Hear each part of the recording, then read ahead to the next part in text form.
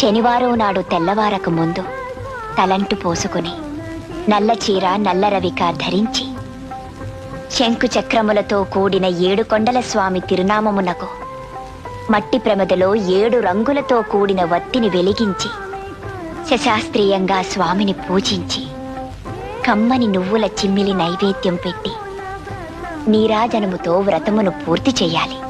తిరిగి సాయంత్రం వరకు ఉపవాసం ఉండి స్నానము చేసి పసుపు చీర పసుపు రవిక ధరించి వ్రత విధానము సాగించి స్వామికి ఇష్టమైన చక్కెర లడ్డూలను నివేదనము చేసి నీరాజనమునిడి ఒక అతిథిని ఆహ్వానించి భోజనాదులతో సత్కరించి అతిథి భుజించి విడిచిన ఒక మెతుకును అమృతమస్తువని ఆరగించాలి.